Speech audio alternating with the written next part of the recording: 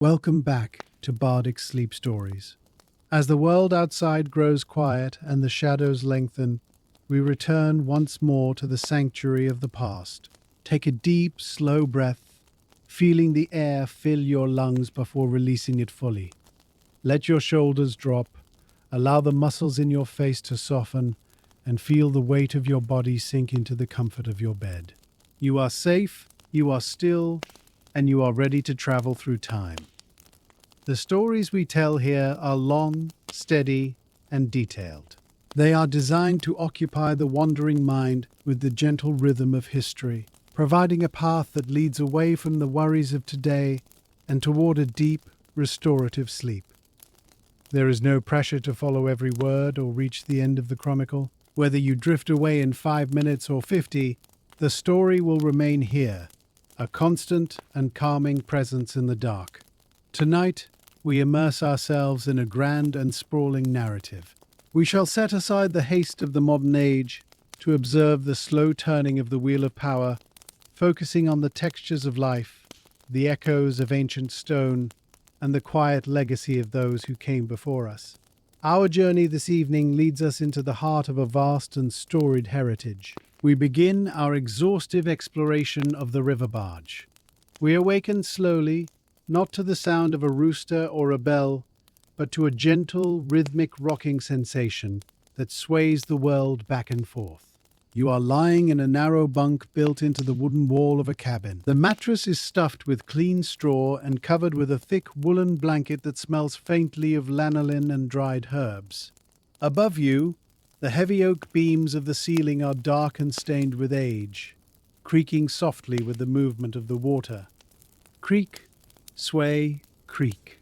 The air in the small room is cool and damp, carrying the unmistakable scent of the river, a mix of wet earth, green weeds, and the sharp, resinous tang of the tar used to seal the hull.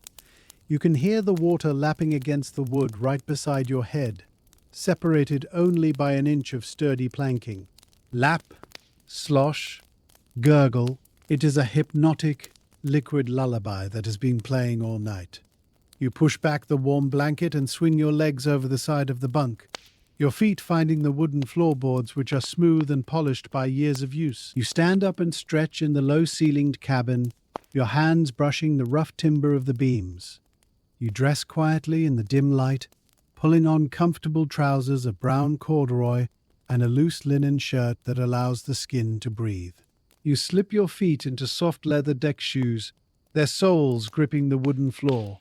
You move to the small round porthole and unlatch the brass fitting. Click, swing.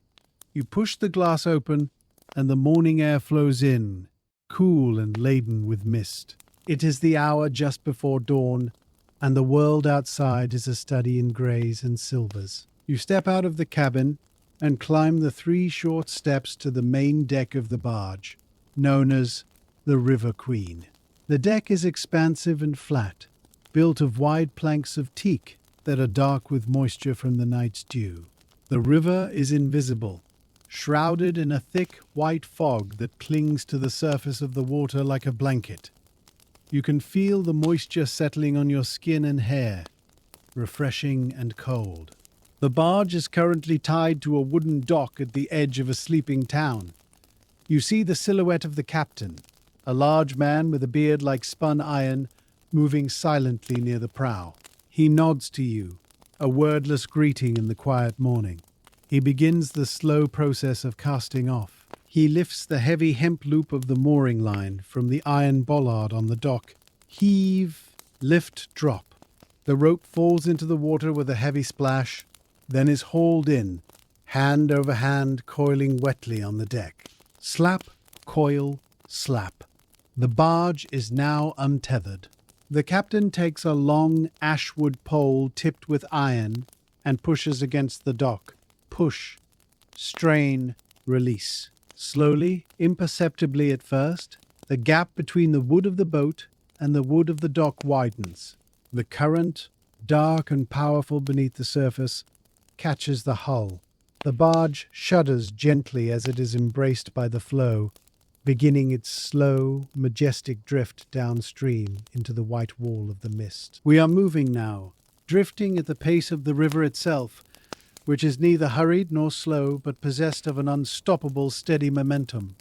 The only sound is the water parting around the blunt prow of the barge, a soft, continuous shh that sounds like a long exhale. The mist is thick around us, limiting visibility to perhaps 20 feet in any direction.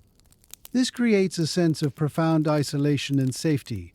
The rest of the world has been erased, leaving only the barge and the water. You walk along the gunwale, running your hand along the smooth, varnished wood of the rail. Slide, smooth, cold. You can hear the sounds of the river waking up within the fog. Somewhere to the left, a duck quacks sleepily, the sound muffled and flat. Quack, splash. To the right, you hear the sudden splash of a fish jumping, followed by the expanding ripples that rock the boat ever so slightly. The barge is heavy, laden with cargo, and it sits low in the water, giving you an intimate connection to the river. You feel the immense power of the volume of water moving beneath you, a silent, liquid conveyor belt carrying you towards the sea. The captain stands at the tiller at the stern, making minute adjustments to keep us in the center of the channel where the current is strongest. The rudder groans softly in its housing. Groan, creak. Gradually, the sun begins to rise behind the mist, turning the white fog into a luminous, glowing pearl. The light diffuses through the vapor, creating a shadowless, ethereal illumination that reveals the water to be a deep, glassy green. We are suspended in a cloud, floating on a mirror, drifting towards the day. As the sun climbs higher, its warmth begins to burn through the upper layers of the fog. The mist shreds and dissipates, revealing the riverbanks on either side. We are traveling down a wide, majestic waterway, flanked by rolling green hills and patchwork fields. The banks are lined with ancient willow trees, their long trailing branches weeping down into the water, creating green curtains that sway with the current. Sway, dip, drag. The roots of the trees are exposed where the river has undercut the bank, forming dark, mysterious caves where otters and water voles make their homes. We pass a small stone bridge, its arches reflecting perfectly in the calm water to form complete circles. A boy sitting on the parapet waves his cap as we pass under, his shout of greeting echoing against the stonework. Echo, wave, silence. You turn your attention to the cargo that shares the deck with you. It is a shipment of the region's finest goods, stacked neatly and covered with heavy canvas tarpaulins. There are pyramids of wooden barrels containing salted fish and cured meats, bound with rusted iron hoops. There are sacks of grain, rough burlap scratching against burlap, smelling of dust and harvest. Scratch, dry, smell. There are crates of pottery packed in straw, destined for the markets of the city downriver. You can smell the faint, sweet scent of apples coming from a stack of crates near the cabin, a reminder of the orchards we passed yesterday. The barge is a floating warehouse, a vessel of commerce and connection. You find a comfortable spot on a coil of rope near the bow and sit down, leaning your back against a crate. The vibration of the water against the hull travels through the wood and into your spine, a deep, comforting hum that grounds you in the present moment. The morning is now fully established, bright and clear. The river stretches out ahead of us, a ribbon of glittering blue and green that winds its way through the landscape. The sun is warm on your face, contrasting pleasantly with the cool breeze coming off the water. You close your eyes for a moment, listening to the symphony of the river. You hear the rhythmic creak splash of the captain using the long sweep oar to guide the barge around a gentle bend. You hear the buzzing of dragonflies as they dart over the water, their wings shimmering like iridescent glass. Buzz, hover, dart.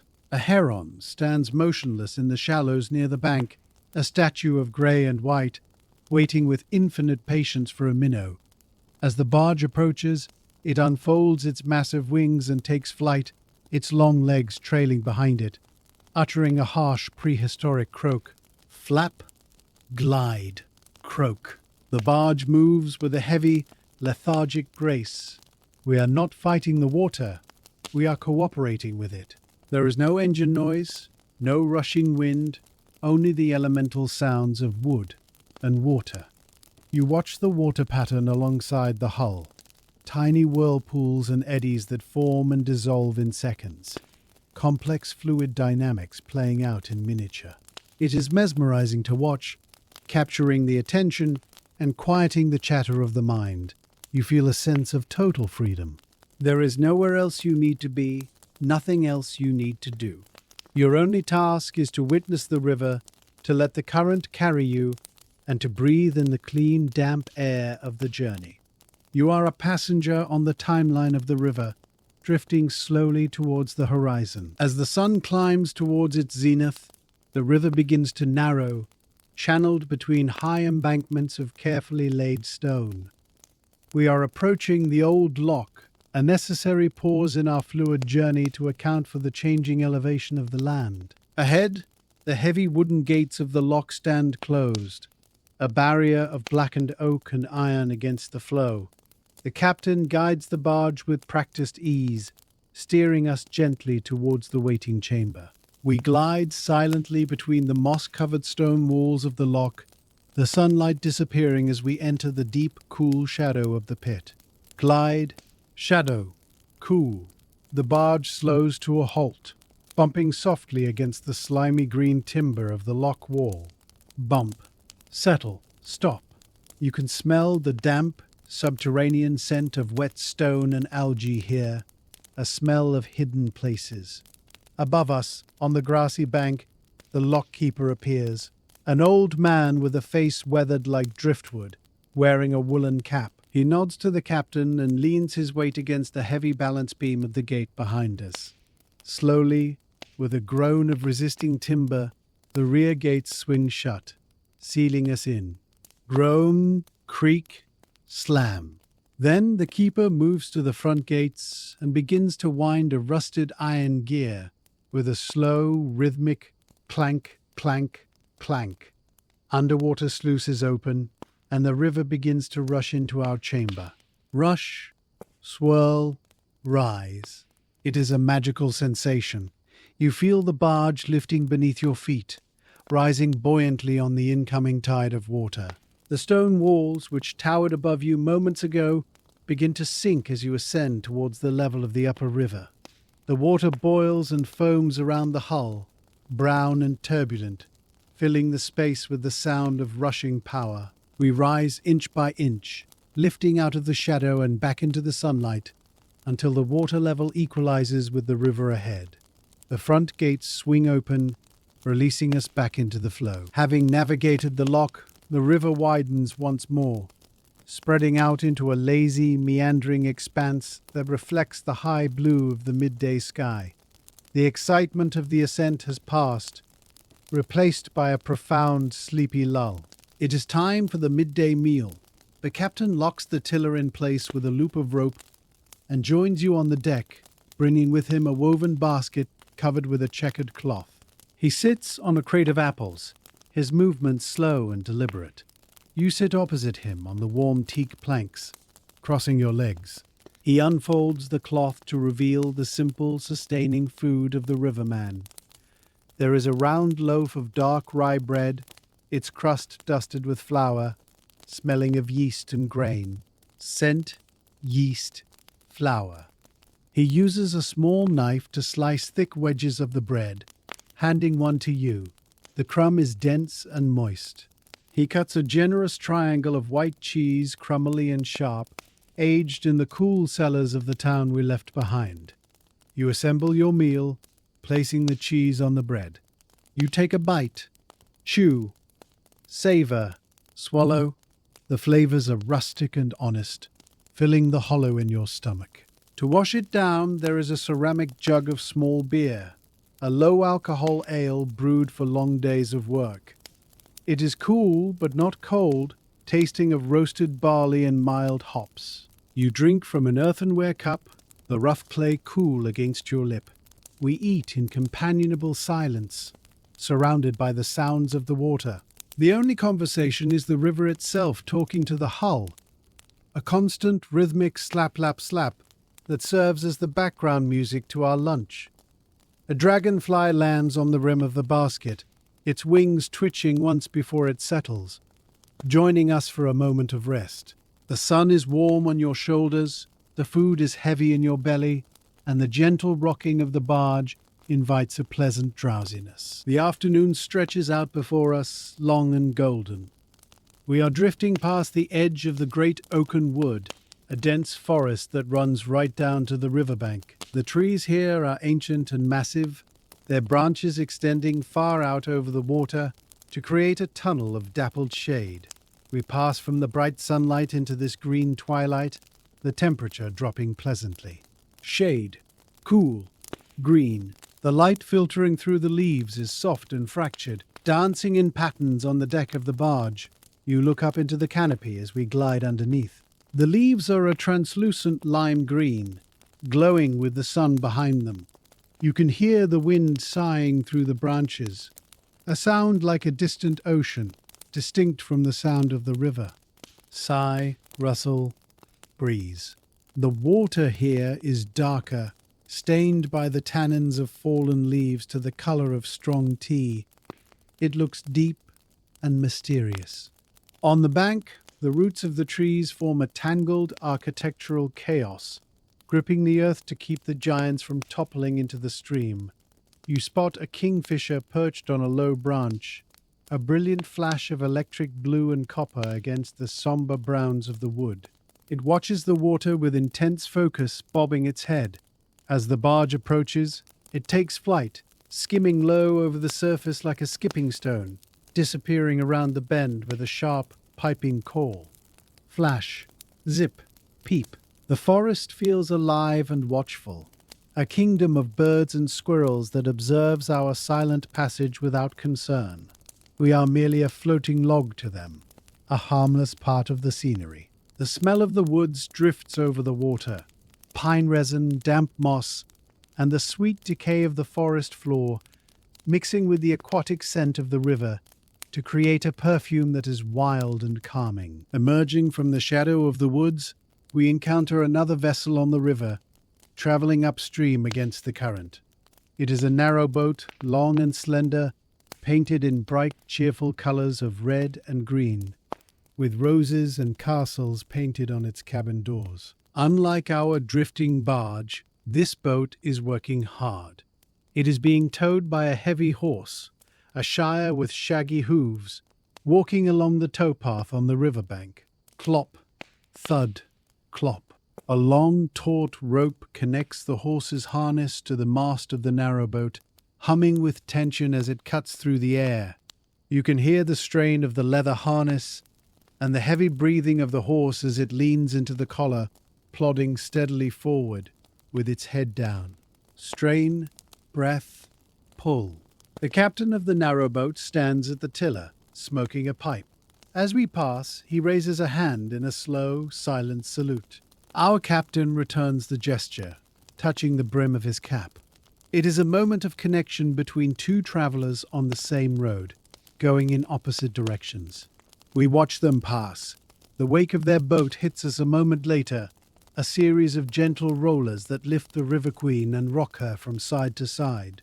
Rock roll. The timber of the barge groans in protest, the cargo shifting slightly with a dull thud before we settle back into our smooth, level drift.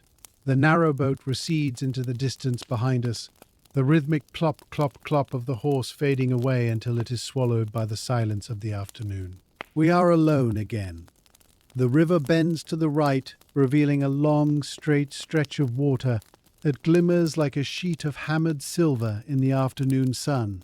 A group of white swans is floating in the center of the channel, drifting with us. They paddle lazily to the side to let us pass, their feathers immaculate and bright against the dark water. The sun begins its slow descent towards the western horizon, signaling the arrival of the golden hour.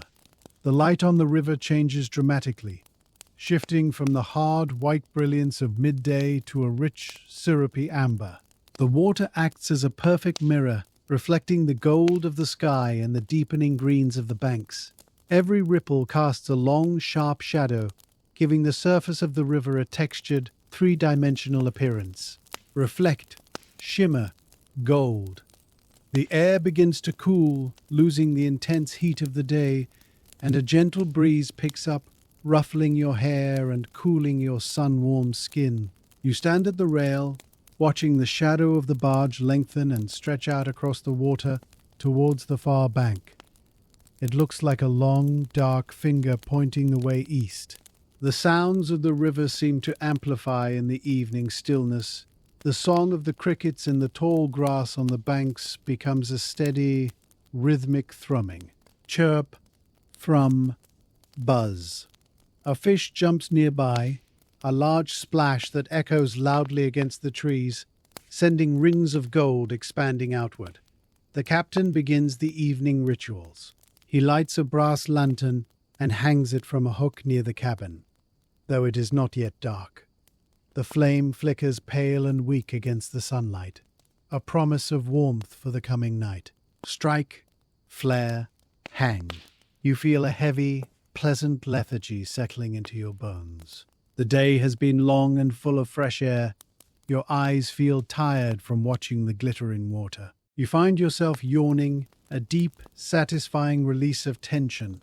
The barge continues its inexorable drift, carried by the never-ending energy of the water, moving us closer to our evening anchorage. We are simply floating into the dusk, passengers on a journey that requires nothing from us but our presence. The sun dips lower, painting the sky in strokes of bruised violet, indigo, and a lingering fiery orange at the horizon.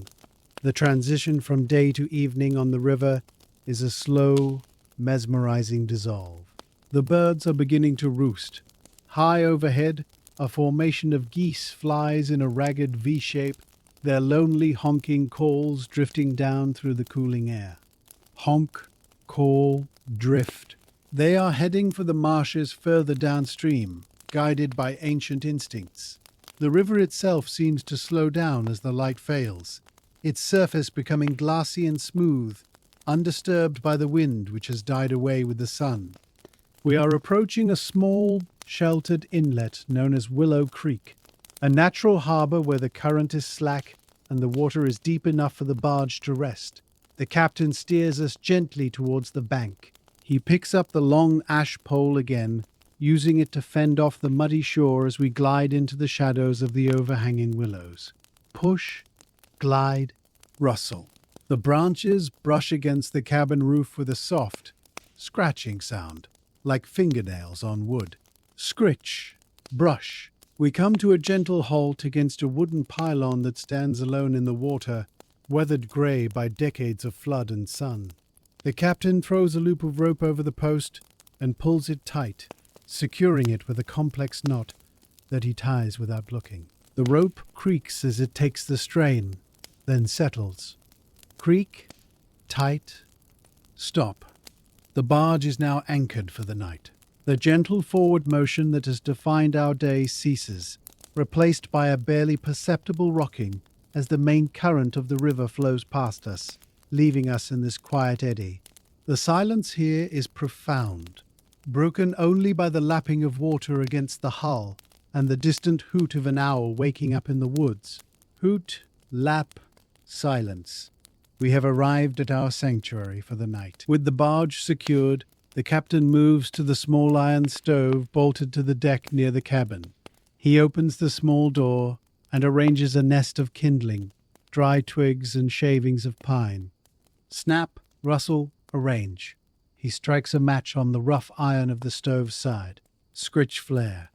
The flame catches the wood instantly, growing from a tiny yellow tongue into a crackling fire. He adds small logs of seasoned oak, and soon a thin ribbon of blue smoke is curling up into the twilight air, smelling of comfort and home. Crackle, pop, smoke. He fills a blackened kettle with water from a barrel and sets it on the hot iron plate. While the water heats, he prepares the evening meal. He opens a tin of salted beef, the meat dark red and preserved in brine. He chops it into chunks with a small knife. Chop, slice, thud. He adds onions and potatoes from a sack, tossing them into a heavy cast iron skillet with a knob of lard. The fat melts and sizzles as it hits the hot metal. Sizzle, spit, fry. The aroma of cooking onions wafts across the deck, rich and savory, instantly waking your appetite.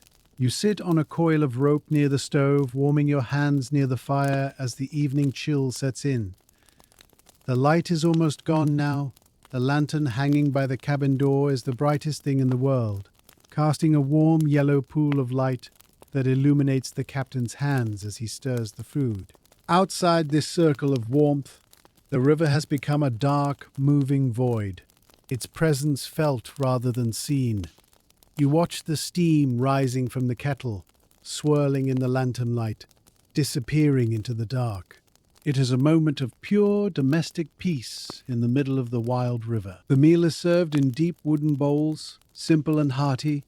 It is a hash of beef, potatoes and onions, fried until crispy and browned, seasoned with black pepper and dried thyme.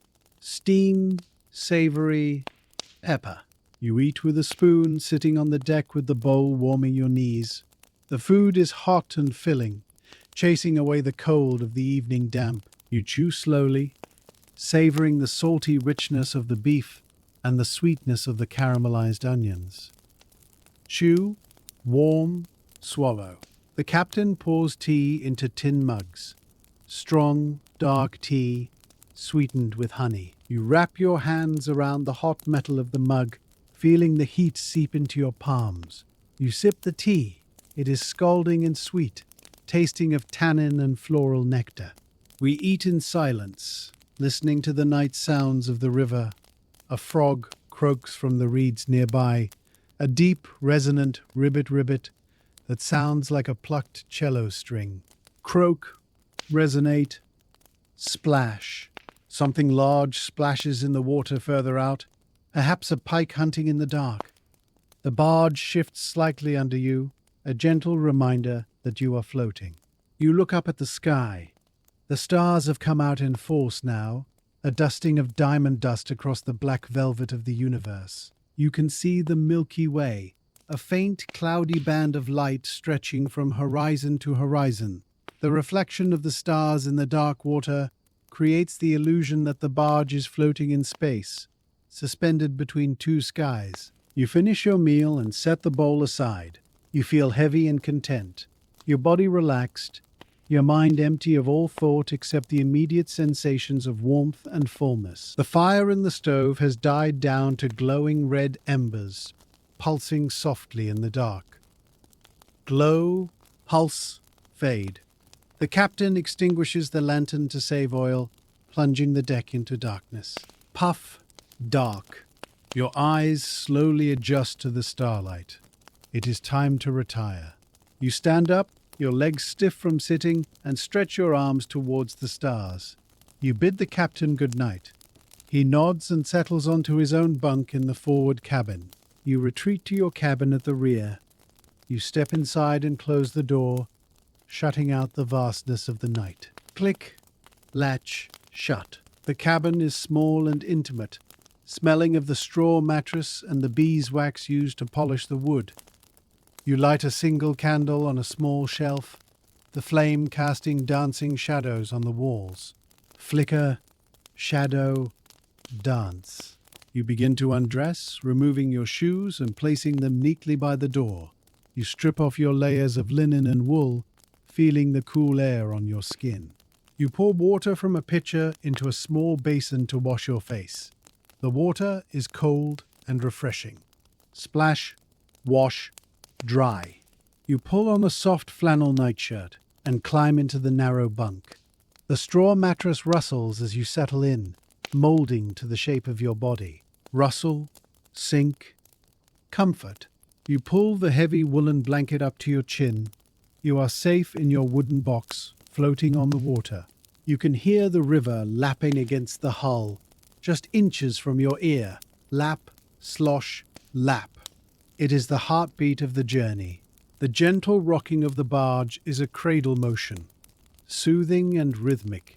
You close your eyes, and the image of the flowing river continues to play behind your eyelids, a stream of silver and green that carries you down into sleep. Sleep on the river is deep and dreamless.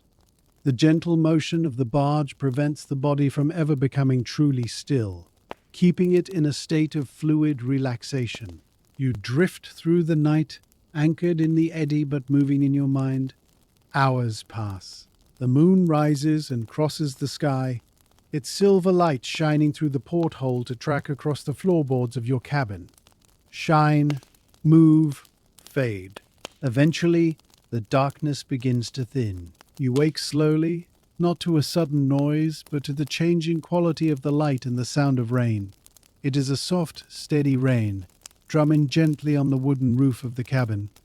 Tap, tap, drum. It is a soothing, rhythmic sound, like hundreds of tiny fingers tapping on the wood. You lie there for a long time, just listening to the rain. It creates a sense of profound coziness. You are warm and dry inside, while the world outside is wet and grey. You can imagine the raindrops hitting the surface of the river, creating millions of tiny circles. Splash, ripple, merge. Finally, you decide to rise. You dress warmly, adding a thick woolen sweater to your attire. You open the cabin door and step out onto the deck. The world has changed again. The sky is a uniform pale grey, low and heavy with clouds. The rain falls in straight, vertical lines, washing the deck clean. The air smells incredibly fresh. The scent of rain on water, of wet wood, and of ozone. Inhale, rain, clean. The river is pockmarked with the rain, a textured surface of grey steel. The mist has returned, hanging low over the water, blurring the banks into indistinct shapes. The captain is already up, wearing a heavy oilskin coat that shines with water. He is preparing to cast off. The journey continues, rain or shine. The captain unties the sodden rope from the pylon, the hemp heavy and stiff with water.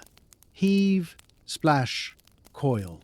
He pushes us off the bank with the pole, and the River Queen drifts back out into the main channel. The current catches us again, stronger today, swollen by the rain. We move faster, swept along by the grey, muscular water. You stand under the overhang of the cabin roof, sheltered from the rain, watching the world pass by. The rain creates a curtain of privacy around the barge. The banks are silent, the birds are sheltering in the trees, and the animals are in their burrows. We are the only things moving. We pass a small village, its houses huddled together against the rain, smoke rising from their chimneys to be beaten down by the downpour. Smoke flat. We see a fisherman sitting under a large umbrella on the bank, staring at his float. He does not move as we pass. The sound of the rain on the river is a constant white noise hiss. Shh. That masks all other sounds. It is incredibly peaceful. You feel a sense of introspection, the grey weather turning your thoughts inward. You watch the water streaming off the roof of the cabin, forming a translucent sheet that breaks into droplets as it hits the deck. Stream, break, splash. The barge feels like a self-contained world, a tiny capsule of warmth and dry wood, floating through a watery universe. The captain steers with one hand, his oilskin hat dripping water, his face calm and impassive. He knows the river in all its moods.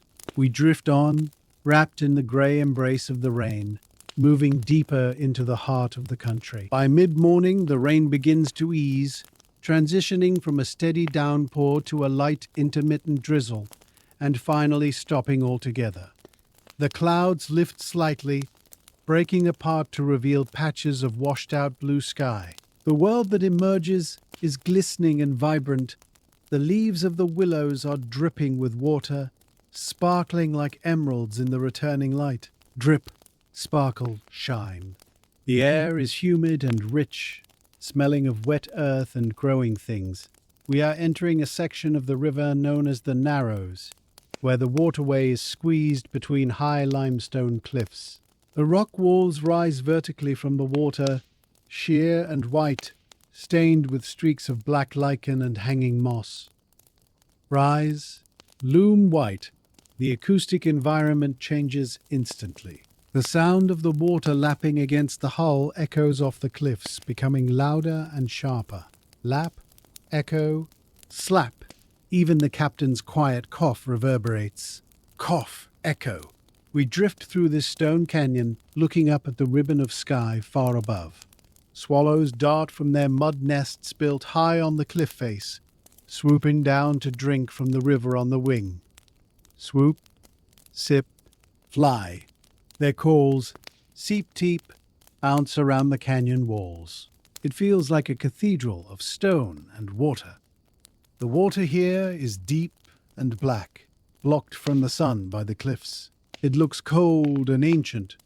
You feel small here, dwarfed by the geology. The barge seems fragile against the massive weight of the rock. Yet we float on, carried by the soft, persistent power of the water that carved these cliffs over millions of years. It is a reminder of the patience of nature. We drift silently through the shadow of the cliffs, emerging finally into a wide sunlit basin where the river spreads out and slows down, taking a deep breath after the confinement of the Narrows. The basin is a sanctuary of light. The water spreads out into a near-perfect circle, fringed by reeds and yellow irises. In the center of this natural lake lies a small island, overgrown with willows and alders, Heron Island. As we drift past, you see the reason for the name. The trees are full of large stick nests, and dozens of grey herons are perched in the branches like strange prehistoric fruit.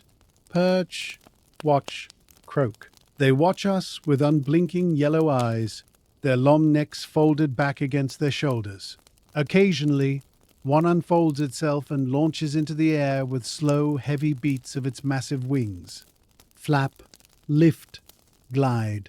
The water around the island is shallow and clear. You can look down and see the riverbed, a mosaic of smooth-colored pebbles and waving green weeds.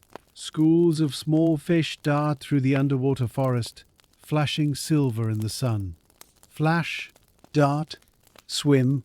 The captain steers us wide of the island to avoid the shallows. The barge moves so slowly here it feels like we are barely moving at all.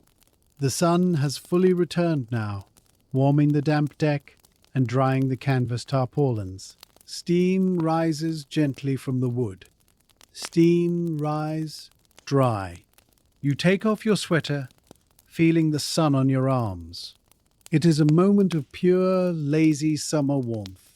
You lie back on the canvas cover of the grain sacks, looking up at the clouds drifting across the blue sky. They are white and fluffy, cumulus clouds that look like sheep grazing on a celestial meadow. You watch them change shape. A castle, a face, a dragon dissolving and reforming in the wind. The gentle rocking of the barge and the warmth of the sun combine to lull you into a half-sleep, a state of blissful drifting awareness where the boundary between you and the river begins to blur. We leave the basin and the river resumes its journey, winding through a pastoral landscape of rolling hills and farmland. We see cows coming down to the riverbank to drink, their hooves sinking into the mud. They stare at us with large, wet eyes, chewing their cud with a rhythmic sideways motion of their jaws. Chew, stare, drink. A sheepdog runs along the bank, barking excitedly at the barge, escorting us off his territory. Bark, run, pant. We pass a watermill, the great wooden wheel turning slowly with the current, splashing water into the air with each revolution. Splash, turn, creak. The sound of the millstones grinding grain can be heard faintly, a low rumbling vibration. The miller comes to the door, covered in white flour dust, and waves a white hand. We wave back. The river is the lifeblood of this valley, connecting the farms, the mills, and the towns. We are part of that connection. The afternoon wears on, peaceful and uneventful. The rhythm of the day is set by the sun and the water, There is no urgency. The river flows at its own pace, and so do we. You spend hours just watching the banks slide by, a continuous moving panorama of green and gold. You notice the small details. A blue kingfisher hole in the mudbank, a patch of purple loosestrife flowers, a forgotten wooden rowboat half sunk in the reeds. Drift, watch, absorb. The mind quiets down, matching the flow of the river. Thoughts come and go like the floating leaves, drifting downstream and disappearing around the bend. You are in a state of flow, perfectly aligned with the movement of the world. As the afternoon light begins to soften into the early evening gold, we approach the large market town of Bridgeport. The first sign of the town is the smell of wood smoke and roasting malt from the breweries, drifting upstream on the breeze. Smell, smoke, melt. Then the stone buildings appear, rising directly from the water's edge, their foundations green with algae. We pass under the great stone bridge that gives the town its name, a massive structure with 5 arches, bustling with carts and people crossing above us. We drift through the shadow of the central arch, the sound of the town amplified by the stone vault, the clatter of hooves, the shout of a merchant, the ringing of a church bell. Clatter, ring, echo. We emerge into the town quay, a busy harbour filled with other barges, fishing boats, and small skiffs. The captain maneuvers the River Queen with skill, guiding her into a narrow berth between 2 other vessels. He throws the heaving line to a dockhand waiting on the quay. Throw, catch, tie. The barge is pulled in tight against the dock bumpers, old tires and bundles of rope landing with a soft thud. Thud, bump, stop. We are docked. The constant motion of the river stops, replaced by the solid stability of the land connection. The town is vibrant and alive, a stark contrast to the quiet solitude of the river. But we are only visitors here. We will rest for the night, unload some cargo, and then continue our journey tomorrow. For now, you sit on the deck and watch the life of the port, the unloading of barrels, the haggling of traders, the seagulls fighting for scraps. Squawk, shout, bustle.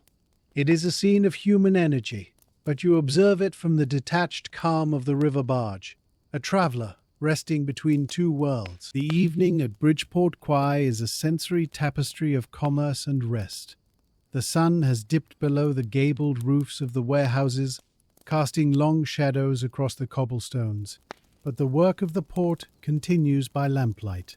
You watch from the deck as the captain oversees the unloading of the grain sacks. A team of stevedores, burly men with leather aprons and thick forearms, move with a rhythmic efficiency. Heave, swing, drop. They hoist the heavy burlap sacks from the deck to the dock, their movements synchronized like a dance. The smell of the grain dust fills the air, dry and sweet, mixing with the brine of the river and the tar of the ropes. Dust, tar, brine. Nearby, a fishmonger is closing up his stall, throwing buckets of river water over the slate slabs to wash away the day's scales, which glitter like sequins in the runoff. Splash, wash, glitter. The noise of the town is beginning to settle down into a low, comfortable hum. The church bells ring the hour, 6 deep, resonant tolls that drift over the water. Dong, dong, dong. Lanterns are being lit on the other boats docked nearby. Red, green and yellow lights reflecting in the dark, oily water of the harbour, creating pillars of shimmering colour that dance with the gentle swell. You feel a sense of separate peace on the barge. You are in the middle of the town, yet apart from it, floating on your own wooden island. The captain finishes his business, exchanging papers and coins with a merchant in a velvet coat. He shakes hands, a solid final gesture, and returns to the boat. The gangplank is pulled in. We are not leaving yet, but the connection to the shore is severed for the night. We are buttoning up, turning inward, preparing for rest amidst the sleeping ships. With the work of the day done, the captain suggests a visit to a dockside tavern known as the Anchor and Eel. You step off the barge onto the solid stone of the quay, your legs feeling momentarily strange on ground that doesn't move. Step, stumble, steady. You walk a short distance to the tavern, a low building with warm yellow light spilling from its leaded windows. You push open the heavy door and are greeted by a wall of warmth and noise. The air is thick with tobacco smoke and the smell of roasted meats. Inhale, smoke, roast. The room is crowded with sailors, rivermen, and merchants, a kaleidoscope of faces and languages. You find a small table in the corner, away from the roaring fire, but close enough to feel its heat. The captain orders a jug of dark ale and a platter of oysters, fresh from the estuary downriver. The oysters arrive on a bed of crushed ice, their shells rough and grey like stones. You pry one open with a small knife. Crack, slide, open. The meat inside is pale and glistening. You tip it into your mouth. It tastes of the sea, cold, salty, and metallic. Slurp, cold, salt. You wash it down with the ale, which is rich and malty. You sit and listen to the music. A man playing a concertina, squeezing out a lively nautical tune that has feet tapping on the wooden floor. Squeeze, hum, tap. It is a scene of communal relaxation, of men unwinding after hard labor. You watch the captain talking to an old friend, their voices low and rumbling. You feel a sense of belonging, not to the town, but to the fraternity of the river. You are a traveler, a witness to these small moments of life. After an hour, you leave the noise of the tavern behind and walk back to the quiet barge, the cool night air clearing your head. Returning to the River Queen, the silence of the water is a welcome embrace. The quay is quiet now, most of the lights extinguished. The water in the harbour is black and still, reflecting the moon which has risen high above the town.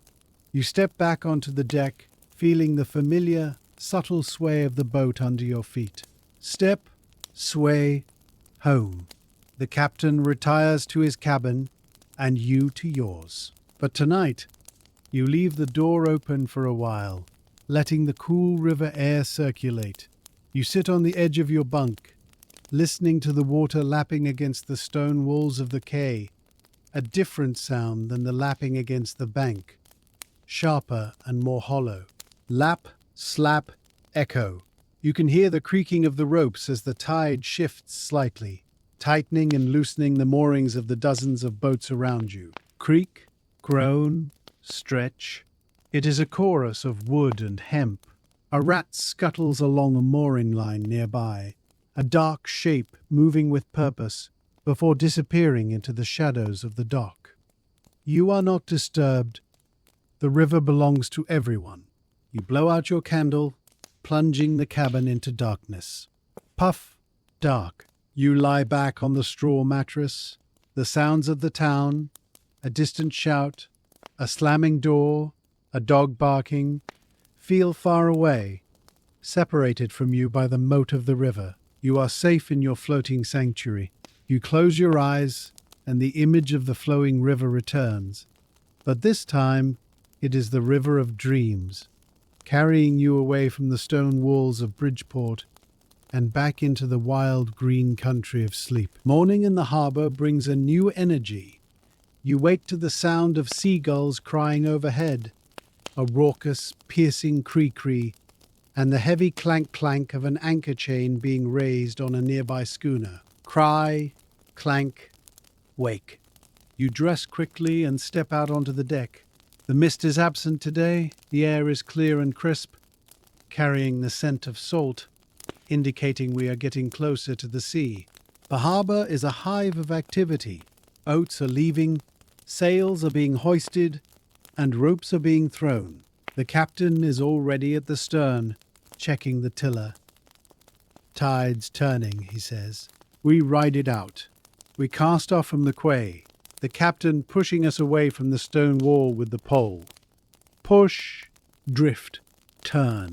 The current in the harbour catches us, swinging the nose of the barge around towards the open river.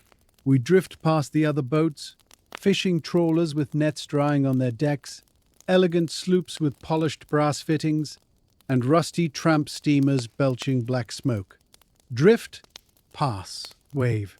We pass under the great stone bridge again, looking up at the underside of the arches, seeing the stalactites of salt and lime that hang from the masonry.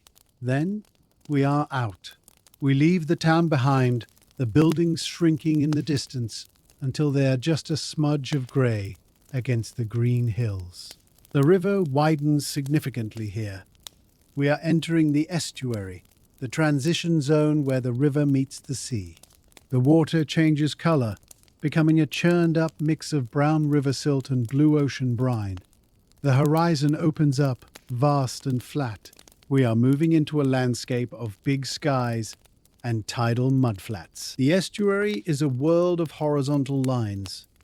The sky is a huge dome of pale blue, stretching down to meet the flat, shimmering expanse of the water. The banks have receded to distant strips of green and brown marshland. We are no longer enclosed by the landscape. We are exposed to it. The wind picks up here, a steady, salt-laden breeze that snaps the canvas tarpaulins and ruffles the surface of the water into small, white-capped waves. Snap, ruffle, breeze. The barge begins to pitch slightly, a nose-to-tail motion that is different from the gentle rolling of the upper river. Pitch, rise, fall. It is an invigorating sensation. You can taste the salt on your lips. The air smells of ozone, seaweed, and wet mud. We pass great banks of mud exposed by the receding tide, glistening like polished chocolate in the sun. These mudflats are teeming with life. Thousands of wading birds, curlews, oyster-catchers, and sandpipers are feeding on the rich sediment. You hear their calls, the haunting, bubbling cry of the curlew, and the sharp peep-peep of the oyster-catchers. Cry, bubble, peep. They move in synchronized flocks, turning in the air like a single organism, flashing white and black against the sky. We see a seal hauled out on a mud bank, resting on its side like a grey banana. It raises its head to look at us with large, dark eyes, whiskers twitching, before flopping back down to sleep. Look, flop, rest. The scale of the estuary is humbling. We are a tiny speck on a vast sheet of water. The captain raises a small, triangular sail on a short mast to take advantage of the following wind. The canvas catches the breeze with a thwack, and the barge surges forward, adding the power of the wind to the pull of the tide. Thwack, surge, speed. We are making good time now, racing towards the sea. As the afternoon progresses, the sun begins to glitter fiercely on the choppy water, turning the estuary into a field of diamonds. We are approaching the salt marshes, a labyrinth of creeks and islands covered in sea lavender and glasswort. The captain steers us out of the main channel and into a sheltered creek to wait for the tide to turn again. The water here is calm and clear. We glide silently between high banks of reeds that whisper and hiss in the wind. Glide, whisper, hiss. The reeds are tall and golden, towering over the deck of the barge. We are hidden again, tucked away in the secret capillaries of the landscape. The captain drops a small anchor, a heavy iron fluke that splashes into the water and digs into the soft mud of the creek bed. Splash, dig, hold. The barge swings round to face the current and settles. The silence here is different from the upper river. It is the silence of the wilderness. There are no church bells, no farm dogs, only the sound of the wind and the birds. You sit on the deck and watch a marsh harrier hunting low over the reeds, its V-shaped wings holding it steady in the breeze as it scans the ground for voles. Hover, scan, dive. You can smell the pungent, sulphurous scent of the salt marsh, a smell of decomposition and life, ancient and rich. The light here is extraordinary, reflecting off the water and the mud to create a luminous, pearlescent quality. It feels like you are floating inside a pearl. You take out a book and try to read, but your eyes keep being drawn back to the landscape. It is too beautiful to ignore. You are suspended in a moment of perfect tidal balance, waiting for the ocean to breathe in again. We wait for the tide in the shelter of the salt creek. The water level slowly drops, revealing the dark, slick mud of the banks around us. You can hear the mud popping and sighing as it dries. A strange, organic sound of the earth breathing. Pop, sigh, squelch. Tiny crabs scuttle out of their holes, waving their claws at each other in silent semaphore. Scuttle, wave, retreat. The sun begins to set, turning the sky into a blaze of pink and orange fire that is mirrored perfectly in the calm water of the creek. It is a double sunset, one above and one below. The air cools rapidly, and a mist begins to form over the marsh, swirling in low, ghostly ribbons. The captain lights the stove again to brew tea and warm a pot of stew. The smell of the cooking food is comforting in this wild, empty place. We eat on deck as the twilight deepens into purple. The silence is broken by the distant, booming call of a bittern, a sound like someone blowing across the top of a bottle. Boom, boom, echo. It is a lonely, haunting sound that seems to vibrate in your chest. As night falls, the stars emerge with a clarity that is breathtaking. Away from the lights of the towns, the Milky Way is a solid band of light. You can see shooting stars streaking across the blackness, burning up in seconds. Streak, burn, vanish. We are anchored in the void, surrounded by the cosmos. The tide begins to turn, the water rising slowly, lifting the barge back up. You can feel the change in buoyancy, a subtle shift in the boat's energy. We will sleep here tonight, in the heart of the marshes, and ride the morning tide out to the coast. Sleep in the salt marshes is accompanied by the sound of the wind in the reeds, a dry, rustling lullaby that never quite stops. Rustle, sway, sleep. You wake before dawn, sensing a change in the motion of the boat. The tide is high, and the barge is straining gently at its anchor line. The captain is already on deck, drinking coffee. The mist is thick this morning, a blanket of white fog that obscures everything beyond the rail. We are floating in a white room. The captain hauls up the anchor, the chain rattling loudly in the quiet. Rattle, clank, lift. The iron fluke comes up dripping with grey mud. He washes it off with a bucket of water before stowing it. We drift out of the creek and back into the main channel of the estuary. The fog is disorienting. There are no landmarks, only the grey water and the grey mist. The captain steers by compass and instinct, listening for the sound of the bell buoys that mark the channel. Clang, drift, clang. The mournful sound of the bells drifts out of the fog, guiding us. We move slowly, ghostly shapes in the mist. Suddenly, a large shape looms out of the whiteness. A massive cargo ship, anchored and waiting for the tide. We pass close by its rusting hull, looking up at the rivets and the anchor chain that disappears into the water. It is like passing a sleeping giant. We drift on, leaving the ship behind to be swallowed by the fog. The air smells strongly of the sea now, pure salt and iodine. We are very close to the open water. The mist begins to thin as the sun rises, burning it off to reveal the horizon, a sharp, blue line where the sea meets the sky.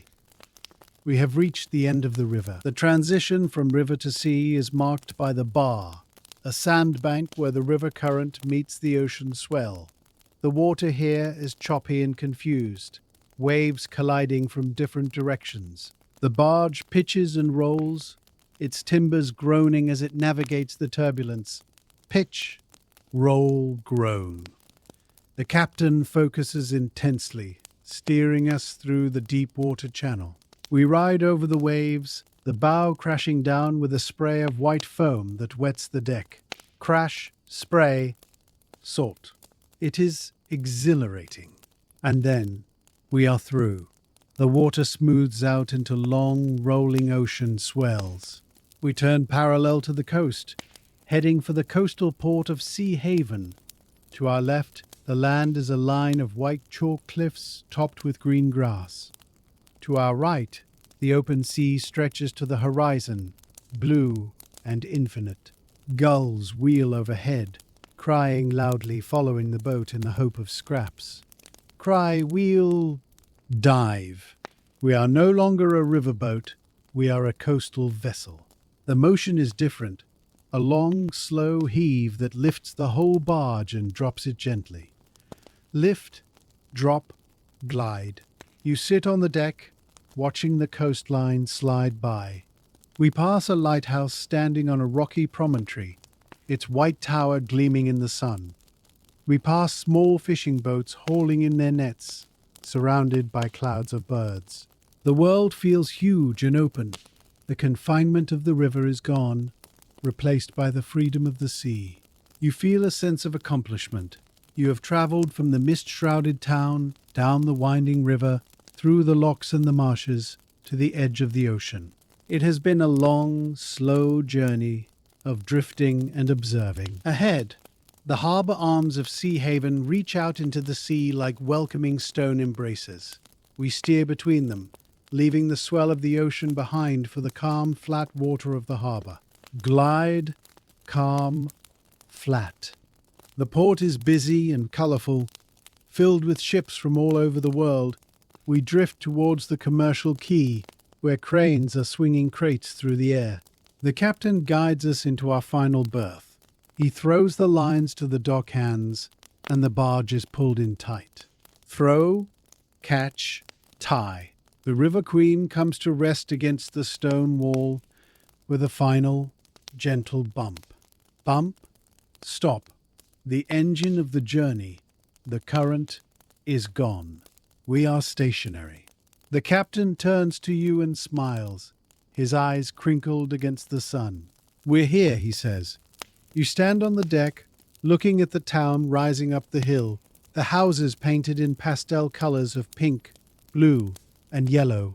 You feel the ground swaying beneath your feet, a phantom sensation of the river that will stay with you for hours. You have arrived. The journey is over, but the memory of the drift, the silence of the woods, the mist on the water, the stars over the marsh, remains. You are part of the river now, and the river is part of you.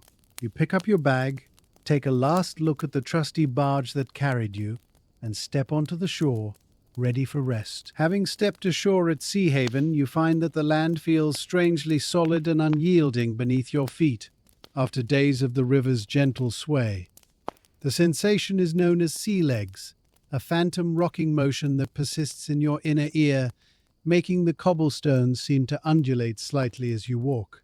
Step, sway, balance. You navigate the bustling quayside, a chaotic environment of commerce that contrasts sharply with the solitude of the estuary. The air here is a complex layering of scents. The sharp, metallic tang of fresh fish packed in ice, the heavy, sweet aroma of tar melting in the sun, and the exotic spices drifting from the open doors of warehouses storing goods from distant lands. Smell, fish, spice. You pass stacks of crates marked with stamps from foreign ports, tea from the east, wine from the south, timber from the north. It is a crossroads of the world. Seagulls wheel and dive overhead, their cries raucous and competitive, fighting for scraps dropped by the fishmongers. Squawk, dive, snatch. You walk up the steep, narrow streets of the town, past houses painted in pastel shades of pink, blue, and yellow, their paint peeling slightly from the salt air. The sounds of the town, the rattle of carriage wheels, the shouting of vendors, the ringing of bells, feel loud and abrasive after the quiet hush of the river. You find yourself missing the silence of the reeds and the rhythmic lapping of the water. You realize that the barge has become more than just a vehicle. It has become your home, a floating sanctuary of peace. Drawn back by the magnetic pull of the water, you turn around and head back down the hill towards the harbour, seeking the familiar wooden deck of the River Queen. Returning to the quay, you find the River Queen in the midst of a transformation. The cargo we carried downriver, the grain, the pottery, the salted meats, is being unloaded by a large, steam-powered crane situated on the dockside. It is a mesmerizing mechanical ballet. The crane's arm swings out, a chain descending with a heavy iron hook. Swing, clank, lower. The stevedores attach a pallet of crates. The engine hisses and puffs white steam, the gears grinding with a rhythmic chug, chug, chug as the load is hoisted into the air. Hiss, lift, swing. The pallet hovers for a moment, suspended against the blue sky, before being lowered gently onto a waiting wagon. Lower, settle, release. You watch the waterline of the barge slowly rise as the weight is removed, the hull lifting out of the water inch by inch, revealing the green algae that clings to the lower planks. Rise, lift. Once the hold is empty, the reloading begins immediately. We are taking on a new cargo for the return journey inland. Huge barrels of imported wine, bales of raw cotton, and ingots of iron. The barge settles back down, heavy and purposeful. The captain oversees the operation with his usual calm authority, checking a manifest on a clipboard. The rhythm of the work is steady and hypnotic. Lift, swing, lower, repeat. You sit on a bollard, watching the transfer of goods, feeling the pulse of trade that connects the ocean to the interior. The sun begins to lower, casting long shadows across the dock, turning the steam from the crane into clouds of gold. The work slows and eventually stops as the whistle blows for the end of the shift. Whistle, stop, silence. The dock workers disperse, leaving the quay quiet once more. With the cargo stowed and the hatches battened down, the barge is once again a quiet island in the harbour. You step back onto the deck, feeling the familiar, comforting give of the wood under your shoes. The captain has prepared a simple supper of bread, cheese, and smoked mackerel, which we eat on the stern deck as the lights of Sea Haven flicker on one by one. Flicker, glow, reflect. The harbour at night is a forest of masts and spars, silhouetted against the indigo sky. The water is a black mirror, broken only by the shimmering reflections of the gas lamps lining the promenade. Shimmer, ripple, dance. The sounds of the town drift over the water, music from a tavern, laughter, the distant clip-clop of a horse, but they feel detached, a performance you are watching from the stalls. The water laps against the stone walls of the quay with a rhythmic slap-echo slap that is louder and sharper than the soft river sounds. The barge rocks gently in the wake of a passing pilot boat. You feel a deep sense of security being back on board. The cabin beckons, warm and dry. You descend the small steps and close the door, shutting out the salt air and the harbour noise. You light your candle, the flame standing straight and true in the still air. You climb into your bunk, the straw mattress welcoming your tired body. The gentle movement of the harbour tide rocks you like a cradle. You close your eyes, visualizing the map of tomorrow, not the wild river, but the Grand Canal, a man-made artery of water that will take us deep into the heart of the country. Morning in the harbour is shrouded in a thick, salty sea fret, a cold mist that rolls in off the ocean, muting the colours and sounds of the port. You wake to the muffled clang of a bell buoy and the smell of wet rope. Clang, mist, damp. Today, the nature of our propulsion changes.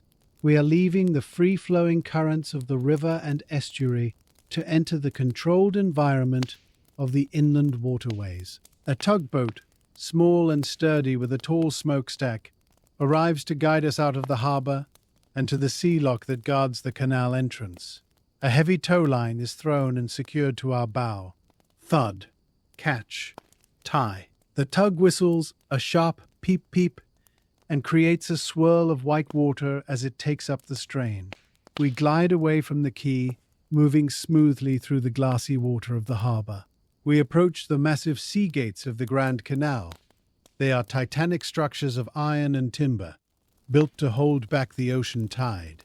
We enter the lock chamber, a vast canyon of wet stone. The gates close behind us with a boom that vibrates through the hull. Boom, seal, shut. The sluice is open, not to let water in, but to let the fresh water of the canal mix with the brine of the loch.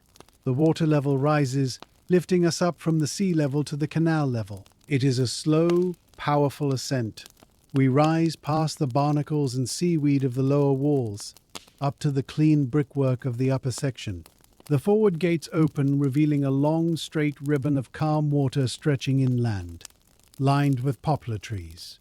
The tug casts us off, its job done. We are now in the domain of the horse. We have entered the Grand Canal, a masterpiece of engineering designed for silence and efficiency. Here, there is no current to carry us, and the wind is blocked by the trees. Our motive power is Bess, a massive shire horse who waits for us on the towpath, harnessed and ready. The tow line is attached to a central mast on the barge. The horse handler, a young lad in a flat cap, clicks his tongue, and Bess leans into the leather collar. Click, lean, pull. The rope tightens, singing a low note as it takes the strain, and the barge begins to move. Hum, glide, start. The motion is different here, perfectly smooth, linear, and silent. There is no splashing, no rocking, just a frictionless glide over the glassy water. The only sounds are the rhythmic clop, clop, clop of Bess's heavy hooves on the gravel towpath and the soft hiss of the water parting around the bow. Clop, hiss, clop. The canal is a corridor of green tranquility. Tall poplar trees line the banks like pillars of a cathedral, their leaves shimmering silver in the breeze. We pass under graceful brick bridges, their arches reflecting in the water to form perfect ovals. As we pass underneath, the sound of the horse's hooves echoes briefly, clop, echo, clop, before returning to the flat rhythm of the open path. The water is still and dark, a perfect mirror for the sky. You sit on the cabin roof, watching the landscape slide by at the pace of a walking horse, 3 miles an hour. It is a pace that allows you to see everything. The water voles swimming in the margins, the dragonflies hovering over the lilies, the wildflowers growing in the brickwork of the bridges. It is the ultimate slow travel, a meditative drift through the countryside. The afternoon on the Grand Canal unfolds with a hypnotic, metronomic regularity. The rhythm of the journey is entirely defined by the steady 4-beat gait of Bess on the towpath. Clop, clop, clop, clop. It is a sound that becomes part of the silence, a heartbeat for the afternoon. The canal cuts a straight line through the landscape, disregarding the natural contours of the hills, carried on high embankments that let you look down onto the fields and farms below. We are floating above the world. The water is absolutely still, a sheet of black glass that is only disturbed by our passage. The wake we create is a series of perfect rolling V-shapes that travel out to the banks and wash gently against the stone edging. Wash, ripple, settle. We pass a series of mile markers, white stones with black numbers carved into them, ticking off the distance with slow precision. We pass a lockkeeper's cottage, a tidy white building with a garden full of hollyhocks and sunflowers that nod in our wake. The keeper waves from his vegetable patch, leaning on his spade. It is a world of order and calm. The sun is warm, reflecting off the water to dazzle the eyes. You find yourself lulled into a state of deep relaxation, mesmerizing by the straight lines of perspective, the canal, the towpath, the trees, all converging on a single point in the distance. The barge feels heavy and stable, a moving platform of peace. You can hear the faint humming of bees in the clover on the banks, and the occasional splash of a fish rising to a fly. Hum, splash, drift. There is no urgency here, only the steady forward motion of the horse and the boat. As the sun begins to dip lower, casting long shadows from the poplar trees across the water, we approach a marvel of the canal age, the long tunnel. The towpath ends at the tunnel mouth, a dark, brick-lined archway that swallows the canal into the side of a hill. The horse cannot follow us here. Bess is unhitched and led over the hill by the path, leaving us drifting towards the darkness. Unhitch, walk, drift. To propel the barge through the tunnel, the captain and you must leg it. You lie on your backs on planks extended from the sides of the barge and walk your feet along the brick walls of the tunnel, pushing the boat forward into the gloom. Push, step, push. We enter the tunnel. The light vanishes, replaced by a cool, damp darkness that smells of wet brick and cold water. Dark, damp, cool. The only light comes from the lantern at the bow, casting a weak yellow glow that barely penetrates the shadows. The acoustics are incredible. Every sound is amplified. The splash of water, the grunts of effort, the scrape of boots on brick, everything echoes and re-echoes. Splash, echo, scrape. We are moving through the belly of the earth. Water drips from the roof, counting out the seconds with cold, distinct plops that ring in the silence. Drip, plop, ring. It is a spooky atmospheric passage, a journey through the underworld. You can feel the weight of the hill above you. After what feels like an hour, but is perhaps only 20 minutes, a tiny speck of light appears in the distance. The exit. It grows slowly, a blinding white star in the blackness, until we burst out into the dazzling green and gold of the late afternoon, the world seeming brighter and more colourful than before. Emerging from the tunnel, we reunite with Bess and the handler. The horse is hitched up again, the tow line pulled taut, and we resume our silent glide. Hitch, pull, glide. The sun is now setting, turning the surface of the canal into a river of molten copper. We are approaching our stop for the night, a quiet basin known as the Willow Wharf. It is a widening of the canal lined with weeping willows that drape their branches into the water. We slow down, the handler gently checking the horse's pace. Slow, check, stop. We drift alongside the wooden wharf, the captain using a rope to check our momentum against a bollard. The barge comes to a halt with a gentle bump. Bump, creak, stop. We are moored. The horse is led away to a nearby stable for oats and rest. The silence returns, absolute and profound. There is no current here to lap against the hull, only the stillness of standing water. The captain lights the stove, and the smell of frying bacon and coffee drifts through the cool evening air. Sizzle, smell, drift. We eat on the deck, watching the stars come out in the reflection of the canal. It is a double sky, one above and one below. A water rat swims across the basin, leaving a V-shaped wake that disturbs the stars for a moment before they settle back into place. Swim, wake, settle. You feel a deep sense of satisfaction. The day has been one of steady progress and varied landscapes. From the sea to the tunnel to the quiet wharf. You are deep inland now, far from the restless energy of the ocean. The night at Willow Wharf is incredibly still. The water of the canal is so flat that the barge feels like it is resting on solid ground. There is no rocking, no swaying, just a solid, motionless stability. You retire to your cabin, which feels cozy and warm after the cool air of the tunnel. You light your candle, the flame perfectly still in the draft-free air. Light, flame, still. You listen to the sounds of the night. An owl hoots from the woods nearby. A soft, wavering call. Hoot, call, silence. A fish jumps in the basin, a loud splash that sounds startlingly close in the quiet. Splash, ring, silence. You can hear the faint rustle of the willow branches moving in a light breeze. Rustle, brush, whisper. You feel a heavy, pleasant tiredness in your legs from the legging in the tunnel. It is a good physical fatigue. You climb into your bunk, pulling the blankets up. The smell of the canal, damp earth, water mint, and still water is subtle and relaxing.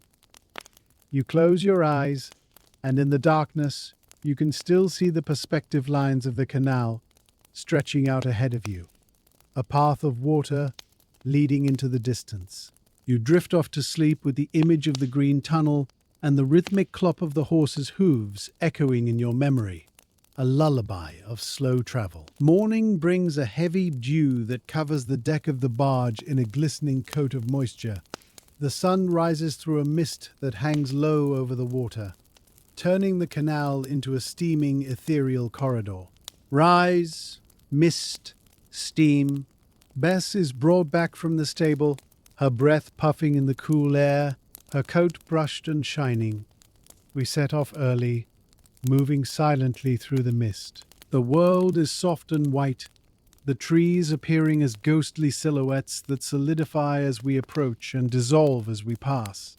Appear, solidify, dissolve. We pass a series of locks that lift us up the side of a hill. These are narrow locks, just wide enough for the barge. We enter the chamber, the gates close, and the water rushes in to lift us. Rush, lift, rise. It is a slow hydraulic elevator. At the top of the flight of locks, the view opens up. We are on a contour canal, winding around the side of a valley. Below us, the river we left days ago is a silver thread in the distance. We are traveling along the skyline. The sun burns off the mist, revealing a landscape of rolling hills and patchwork fields. We pass through small villages where the canal is the main street, houses backing right onto the water. Women washing clothes in the canal look up and wave. Wave, splash, smile. Children run along the towpath, racing the boat. It is a cheerful, connected morning. We are moving through the heart of the community, yet separate from it, gliding on our own level.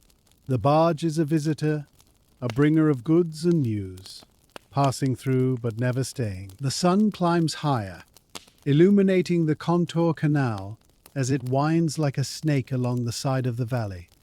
We are moving at a steady 3 miles per hour, a pace that harmonizes perfectly with the human heart rate. Clop, clop, beat, beat. Because the canal follows the natural contour of the land to avoid locks, it meanders in long, graceful loops. We might travel 3 miles of water to cover 1 mile of direct distance, but the journey is effortless.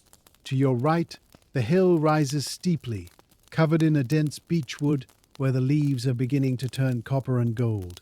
To your left, the ground drops away, offering a panoramic view of the valley floor below, a patchwork quilt of green pasture, yellow cornfields, and dark hedgerows. You can see tiny cows grazing in the distance, and a toy-like train puffing steam as it crawls along the valley bottom. Puff, crawl, distance. We are floating on a balcony of water. We approach a roving bridge, a clever piece of brick architecture designed to allow the towing horse to cross from one side of the canal to the other without unhitching the rope. The bridge spirals over the water in a smooth, twisting ramp. Bess walks up and over, the rope sliding neatly through a groove in the iron handrail, and we continue without breaking stride. Slide, cross. It is a moment of elegant engineering. The barge glides silently under the arch, the sound of the hooves echoing briefly, clack, clack, clack, before returning to the soft thud of the towpath. You lean back on the cabin roof, watching the clouds drift by, feeling completely detached from the hurried world below. As the afternoon wears on, the canal leads us into a deep wooded cutting. The banks rise up high on both sides, blocking out the view of the valley and enclosing us in a private corridor of green. Ferns and mosses drip from the damp rock faces, and ancient trees arch overhead to form a leafy tunnel. The light here is green and filtered, cool and dim. Green, cool, dim. The air smells of damp stone and leaf mold. We pass a winding hole, a widened section of the canal where boats can turn around, but we press on. Ahead, the canal narrows as it crosses an aqueduct, a bridge of water carrying us over a road. It is a surreal sensation. You look over the side of the barge and see a horse and cart passing on the road 20 feet below you. The driver looks up, startled to see a boat floating in the sky. Look, float, surprise. We are defying gravity, sailing through the air on a trough of iron and water. The sound of the hooves changes as we cross the iron trough, a hollow, ringing gong gong gong that vibrates through the hull. Then we are back on the earth embankment, the sound returning to a dull thud. We pass a solitary fisherman sitting on a wicker basket, his long pole extending over the water. He watches his float with the intense stillness of a heron. He doesn't move as we glide past, merely lifting a finger in greeting. Lift, stillness, float. The water here is rich with life. You see swirls on the surface where pike are hunting and the blue flash of dragonflies patrolling their territories. The canal is not just a transport artery, it is a linear ecosystem, teeming with quiet activity. We arrive at the junction, a triangular basin where our canal meets another waterway branching off to the north. In the center of the junction sits a toll house, a small octagonal building with a slate roof and a chimney puffing white smoke. We drift alongside the toll wharf. The captain steps off to pay the dues, the sound of coins clinking on the counter drifting across the water. Clink, pay, drift. While we wait, you watch the traffic. A pair of flyboats, narrow, fast barges carrying urgent cargo, pass us, their horses trotting briskly. Trot, splash, speed. They have priority at the locks and cut through the water with a sharp bow wave. We are in no rush. We are a heavy freighter. The captain returns, and we cast off, turning left onto the summit level. This is the highest section of the canal system, a long, flat pound that stretches for miles across the watershed. Here, the water is crystal clear, fed by mountain reservoirs. You can see the bottom, carpeted with waving green weeds that look like an underwater forest. Wave, green, clear. Shoals of perch, with their striped bodies and red fins, hang suspended in the water, scattering as the shadow of the barge passes over them. Scatter, flash, swim. The towpath here is lined with wild raspberries and blackberries. The handler occasionally snatches a handful of fruit as he walks, tossing a few to the captain. It is a bountiful, peaceful afternoon. The sun is warm, the water is cool, and the rhythm of the journey is unbroken. As evening approaches, the character of the landscape changes. We leave the woods and fields behind and enter the industrial fringe. In the distance, we can see the tall chimney stacks of the potteries and the ironworks, their smoke blending with the clouds. But here on the canal, it is still quiet. We pass old brick wharves where coal and clay were once loaded, now overgrown with ivy and willow herb. Grow, cover, quiet. The brickwork is softened by moss, turning the industrial history into a romantic ruin. We moor for the night at Black Wharf, a secluded spot near an old lime kiln. The kiln looks like a small stone castle, dark and silent. The captain lights the lantern as the twilight deepens to indigo. Light, glow, dusk. The water in the canal is black as ink now, reflecting the orange glow of the distant furnaces on the horizon. It is a contrast of fire and water. We eat a stew of rabbit and dumplings, rich and savory, sitting on the deck in the cool air. Savor, warm, rich. The handler unhitches Bess and leads her to a small stable block nearby. The barge is stationary again. You listen to the sounds of the night, the distant clang of a hammer from the ironworks, softened by miles of distance, sounding like a bell. Clang, drift, bell. A fox barks in the overgrown wharf, a sharp, wild sound. The barge feels like a safe haven in this landscape of old industry, a wooden capsule of warmth. You feel a deep connection to the history of this place, to the generations of boatmen who have moored at this same wharf, cooked their food, and slept under these same stars. The night at Black Wharf is peaceful, despite the distant industrial glow. You sleep soundly, rocked by the imperceptible movements of the canal water. Morning brings a grey, atmospheric mist that clings to the old brick buildings and the water. Mist, grey, cling. It feels like stepping into a charcoal drawing. We set off early, the horse's breath visible in the damp air.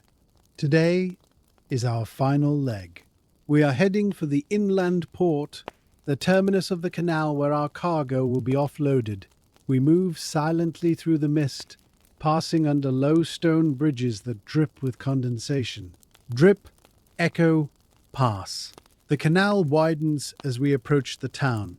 Buildings begin to crowd the banks, warehouses of red brick with loading doors opening directly onto the water. We pass bottle kilns, strange conical structures that look like giant chess pieces. Loom, pass, cone. The canal is busy here. We pass other barges, some loaded with coal, sitting low in the water, others empty and riding high.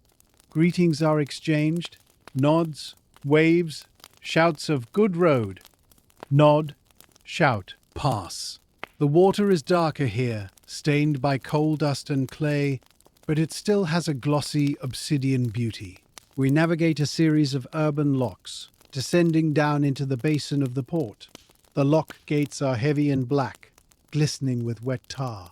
We sink down into the deep, cool chambers, the brick walls towering above us, before the gates open to release us into the next level. Sink, wait, release. It is a slow, controlled descent into the city. We arrive at the inland port around midday. It is a vast basin of water, surrounded by warehouses, wharves, and cranes. It is a cathedral of commerce. Dozens of narrowboats are moored in neat rows, their painted cabins creating a riot of color: roses, castles, diamonds, and hearts. Color, row, bright. Smoke rises from their stove chimneys, creating a cozy village-like atmosphere on the water. We drift towards our assigned berth, under a large wooden canopy that protects the cargo from the rain. The handler brings Bess to a halt with a gentle, "Whoa, lass. Whoa. Stop. Settle." The tow line goes slack, dipping into the water. Slack, dip, wet. The barge glides to a perfect stop alongside the quay. Ropes are thrown and tied. Throw, tie, secure. We are docked. The journey is complete. We have traveled from the open sea, up the tidal river, through the estuary, along the winding river, and finally across the silent, straight waters of the canal. You step off the barge onto the cobblestones of the port. Your legs still feel the phantom motion of the water. You look back at the River Queen, lying quietly in her berth. She looks solid and reliable, a wooden home that has carried you safely through changing landscapes and waters. The noise of the port surrounds you, the clatter of horses, the shouting of traders, the hiss of steam cranes, but you carry a core of silence within you, a gift from the river and the canal. The slow drift, the rhythmic clop, the whisper of the reeds, these sounds are now part of your mind's landscape, a reservoir of peace you can draw upon. You take a deep breath of the smoky, watery air, adjust your bag, and walk into the bustling town, moving with the slow, steady grace of a river traveler. The bustling activity of the inland port begins to fade as you walk away from the water's edge, but the memory of the journey remains vivid. You find yourself in a quiet square near the canal basin, sitting on a bench under a plane tree. Sit, rest, shade. You close your eyes and let the timeline of the trip replay in your mind. You see the mist lifting off the river at dawn, the grey herons standing like statues, the endless horizon of the estuary, and the green tunnel of the canal. You feel the sun on your face and the gentle rocking of the deck. Rock, drift, remember. It was a journey of transitions, from salt water to fresh, from wild currents to still waters, from nature to industry. Yet, Through it all, there was a continuity of flow. You realized that the barge was more than a vessel. It was a lens through which to view the world at a human pace. In a world of speed and noise, the barge offered the luxury of slowness. You think of the captain, with his calm hands on the tiller, and Bess, the horse, plodding faithfully along the towpath. They are the guardians of a quieter time. You feel a deep gratitude for the passage. You are rested, grounded, and cleansed by the elements. The river mind has settled in you, a state of fluid acceptance, moving around obstacles rather than fighting them, always flowing forward towards the sea. You open your eyes. The leaves of the plane tree are rustling in the breeze, a sound that reminds you of the water. Rustle, water, peace. You stand up, ready to rejoin the world, carrying the river with you. The sun begins to set over the town, casting long shadows across the square. The gas lamps are being lit, flickering into life with a soft pop. Pop, flicker, light. You decide to walk back to the canal basin one last time before night falls completely. The port is quieter now. The work of the day is done. The cranes are still, their jibs pointing at the sky like sleeping herons. The water in the basin is black and glossy, reflecting the gas lamps in long, shivering pillars of gold. Reflect, shiver gold. You walk along the towpath, the gravel crunching softly under your boots. Crunch, step, crunch. You pass the rows of moored narrowboats. You can smell the wood smoke from their chimneys and hear the low murmur of voices from inside the cabins. A woman is playing a fiddle on the deck of one boat, a slow, lilting folk tune that drifts across the water. Music, drift, sad. It is a song of the water, full of longing and distance. You find the River Queen in her berth. She is dark and silent, her work done. The captain is likely in a nearby tavern or asleep in his bunk. You place your hand on the gunwale, feeling the rough, cool wood. Touch, wood, cool. It is a final goodbye. You thank the boat silently for the safe passage. You turn and walk away, leaving the basin behind. The sound of the fiddle follows you for a while, then fades into the noise of the town. You are back on land, and a part of you will always be drifting. You find a room for the night in a small inn called the Waterman's Arms, overlooking the canal. The room is simple, with a sloping ceiling and a small window that opens onto the water. Creek, open, air. You can hear the occasional splash of a fish and the creak of a mooring rope. It is a comforting, familiar soundscape. You lie in bed, the sheets cool and crisp. You close your eyes, and instantly the sensation of movement returns. You are floating again. Float, sway, drift. You are back on the estuary, riding the long, slow swells. You are back in the tunnel, pushing against the brick walls. You are back in the lock, rising up towards the light. The journey replays itself in fragments, a montage of sensory impressions. The water is the connective tissue, linking everything together. You feel a heavy, pleasant weight in your limbs. The tension of the land has left you. You are fluid, relaxed, and open. The rhythm of your breathing slows down, matching the phantom rhythm of the barge. Inhale, rock, exhale. You are drifting down the river of sleep, moving towards the ocean of dreams. The boundaries of the room seem to dissolve. You are floating in a vast, dark space, supported by the water, held by the current. You are safe. You are at peace. The night deepens. The town outside falls silent. The inn is quiet. In your dreams you are still traveling. You are on a barge made of silver wood, sailing on a river of stars. The Milky Way flows beneath the hull, swirling in eddies of light. Swirl, light, flow. The captain is there, steering with the tiller made of moonlight. The horse on the towpath is a white cloud, pulling you gently through the cosmos. You pass planets and nebulae, silent and beautiful. The silence of space is the silence of the canal, amplified to infinity. You are traveling to the source of all rivers, the great ocean of the universe. It is a journey without end, a drift through eternity. You feel a profound sense of awe and belonging. You are not just a passenger, you are part of the flow. The starlight soaks into your skin, filling you with a cold, clear peace. Soak, peace, light. You drift on, carried by the current of time, deeper and deeper into the mystery of sleep. The river of stars widens, opening up into a vast, shining sea. You have arrived. Slowly, the celestial barge begins to descend, gliding down from the star fields back towards the terrestrial realm. The river of light transforms back into the dark, familiar waters of the inland canal. The silver wood of the dream boat solidifies into the sturdy oak and teak of the River Queen. Solidify, settle, wood. You are back in the earthly domain, but you carry the starlight with you in your bones. The night is still absolute, the witching hour where the veil between wakefulness and sleep is thinnest.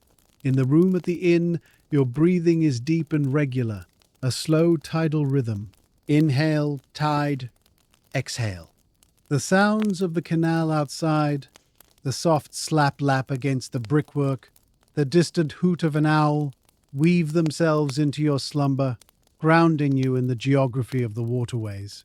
You are anchored in the quiet. The memories of the journey, the green tunnel of trees, the white cliffs of the Narrows, the vast mudflats of the estuary, settle into the library of your mind, becoming permanent fixtures of peace. You can return to them whenever you wish. You are a keeper of the river now. The water flows through your dreams, washing away the dust of the day, smoothing the jagged edges of worry, polishing the mind like a river stone. Flow, wash, smooth. You are heavy, warm, and deeply rested. Let us drift back now, retracing the path of the water in reverse. We float backwards from the inland port, gliding silently out of the basin, past the sleeping narrowboats with their painted castles. We move back along the black ribbon of the canal, passing the old lime kiln at Black Wharf, where the fox still prowls in the ivy. Glide, reverse, pass. We drift back across the summit level, the clear water revealing the sleeping weeds. We cross the iron aqueduct again, flying over the silent road. We enter the deep cutting, the trees forming a tunnel of shadows. We descend the flight of locks, sinking down into the mist. We pass the toll house at the junction, quiet and dark. We move back through the long tunnel, the darkness embracing us, the dripping water counting the seconds. Dark, drip, echo. We emerge into the starlight of the long, straight pounds, gliding smoothly past the sleeping farms. We reach the sea lock and descend back to the level of the ocean. We drift across the harbour at Sea Haven, past the ships nodding at their moorings. We cross the bar, feeling the phantom pitch of the waves, and enter the estuary. The mudflats are covered by the tide now, a vast sheet of silver water reflecting the moon. We drift back up the river, past the salt marshes and the heronry. We pass through the Narrows, the cliffs looming white and ghostly. We pass the great oaken wood, the trees' silent watchers. We pass the lock, rising back up to the upper river. We drift back to the start, to the mist-shrouded dock where it all began. The journey is a circle, complete and perfect. The entire river system lies sleeping under the night sky, a single connected organism of water. From the bubbling springs in the hills to the crashing waves of the sea, the water is one. Connect, flow, one. The barge, the River Queen, sleeps in her berth, her timbers cooling and settling with soft creaks. The captain sleeps in his cabin, dreaming of tides and currents. The horse, Bess, sleeps in her stable, dreaming of green fields. And you, the traveller, sleep in your bed, holding the motion of the water in your heart. The peace of the river is a physical substance, a heavy, liquid blanket that covers the land. It dampens the noise, cools the air, and slows the pulse of the world. You are submerged in this peace. It fills the room, fills your mind, fills your soul. There is no resistance, only acceptance. You flow with the night. The darkness is soft and welcoming, a warm fluid that supports you. You are drifting in the womb of the world. Drift, support, sleep. The chronicle of the river Barge is drawing to a close. The water has carried us far, from the mountains to the sea and back again. We have seen the world from the water level, a perspective of humility and grace. We have learned the lesson of the river, that the softest element can carve the hardest stone, that patience is stronger than force, and that the journey is more important than the destination. Patience, journey, flow. We return now to the quiet room where we began. The heavy leather-bound book is waiting to be closed. The ink is dry. The story is told. We close the cover with a soft final thud. Thud, close, end. The sound echoes gently in the silence. A final punctuation mark. We place the book on the shelf alongside the others. A new volume of dreams. We extinguish the candle, watching the smoke curl up into the darkness. Puff, smoke, dark. The room is filled with the potential of sleep. You are safe here. You are loved. You are part of the great flow of life. As you drift deeper into the final stages of sleep, let the image of the river remain with you. Imagine a wide, slow river flowing through a green valley. The sun is shining, the water is sparkling, and you are floating on a raft, comfortable and safe. Float, sparkle, safe. The current carries you gently downstream, past trees and meadows. You have no paddle, no rudder, and no need for them. The river knows the way. You can trust the flow. You can let go of control. You can simply be. This river is the river of time, the river of life, the river of sleep. It will carry you through the night and deliver you safely to the shores of the morning. Trust the water. Trust the night. Trust yourself. Trust, flow, sleep. The silence in the room is total now. The world outside has faded away completely. There is only the darkness and the rhythm of your breath. Inhale, exhale, rest. You are deep, deep down. You are at the bottom of the ocean of sleep. It is quiet here and still. There is no pressure, no weight. You are weightless. You are free. The journey of the barge is over, but the peace remains. It is yours to keep. Sleep now. Sleep deep. The river flows on, and so do you. Good night.